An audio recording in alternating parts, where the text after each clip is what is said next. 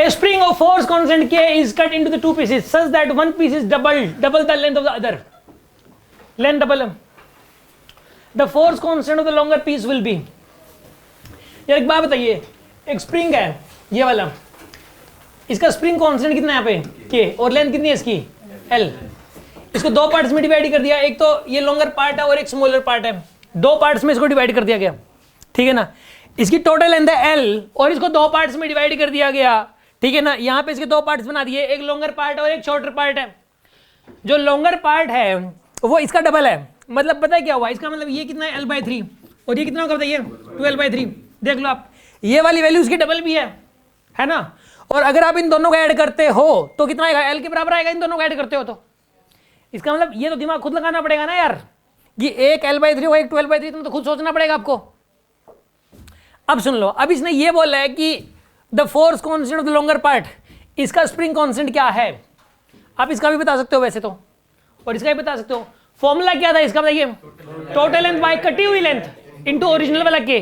Total length यहाँ पे formula होता है. अगर आपको ये फॉर्मूला पता है तो you can solve this question. Total length bye कटी हुई लेंथ, ठीक है, ऐसे याद रखना आपको, ये याद रहेगा, इनटू के. पहले जो के था, टोटल लेंथ क्या थी इसकी L, कटी हुई लेंथ मतलब इसकी लेंथ कितनी यहाँ पे 12/3 इनटू में के.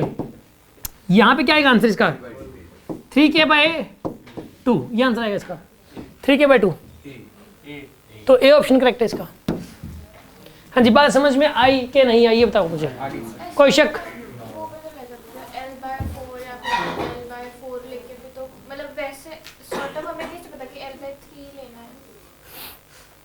आप मुझे एक बात बताइए, आपको ये कैसे पता लगेगा कि L/3 लेना है. ठीक है, मान लो मैंने आपको 90 रुपये दिए, आप दोनों को कितने रुपए दिए 90 रुपये, इन दोनों को दिए. मैंने कहा कि काम करो ये लो बांट लो आपस में, और हाँ एक के पास एक के डबल होने चाहिए. आप ये 90 रुपये को कुछ इस तरीके से बांटो कि एक को जितने मिले दूसरे को उसका डबल मिले, और इन 90 रुपये को ही बांटना है. आप कैसे बांटोगे, और कोई बोलेगा नहीं आप कैसे बांटोगे बताओ. आप 90 रुपये को नहीं बांट पाओगे, कुछ इस तरीके से बांटना है, दो बंदों को मिलने चाहिए और एक को डबल मिलने चाहिए. सोचो, ये तो कॉमन सेंस है ये चीज. तो से ना करे तो एक को x दूसरे को 2x मान लिया. ऐसे क्या था, x + 2x = 3x. ऐसा कर लो आप, इस तरीके से कर लो. एक को x मान लिया, एक को कितना मान लिया 2x. टोटल कितना हो जाएगा इसके अंदर, टोटल हो गया 90 रुपये. तो 3x की वैल्यू कितनी आ गई 90 रुपये. तो x कितना आएगा यहाँ पे 30, और एक 30 आ गया.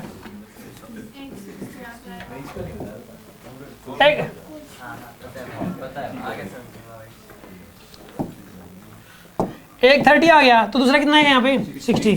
और अगर आपको ऐसे करना है तो एक को x मान लो, दूसरे को कितना मान लिया आपने 2x. इसकी वैल्यू किसके बराबर होगी L के बराबर. तो 3x की वैल्यू किसके बराबर होगी L के बराबर. तो x की वैल्यू कितनी आ गई L/3. तो एक x था तो दूसरा 2x था, तो ये 12/3 हो जाएगा. ऐसे सोच लो आप. यस, किसी के मन में कोई डाउट.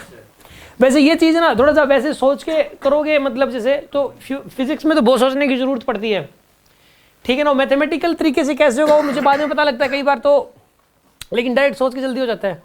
हीट एंड थर्मो पे भी रेशो नहीं लेना होता. जितनी हीट हम सप्लाई करते हैं उसको दो पार्ट्स में डिवाइड करना होता है अपने को, ठीक है ना. एक तो वर्क डन में कितनी जाएगी, ठीक है, और इंटेलिजेंसी में कितनी जाएगी, उसमें भी दो पार्ट्स में डिवाइड करना होता है, तो उसमें भी ऐसे ही रेशो लेना होता है.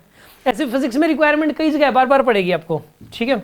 इवन जो इलेक्ट्रोडाइनामिक्स है उसके अंदर, मतलब मैं ये बताऊंगा कि जो करंट का रेशियो होना चाहिए, जो रेजिस्टेंस का रेशियो है उसका रेसिप्रोकल होना चाहिए. रेजिस्टेंस का रेशियो 1:3 है, तो करंट का रेशियो 3:1. 12 एम्पीयर करंट आ रहा है, उसको 3:1 में डिवाइड करो, ठीक है. अगर आपको वो रेशियो डायरेक्ट लेना आता है तो जल्दी कर दोगे आप उस चीज़ को, ठीक है. हाँ जी.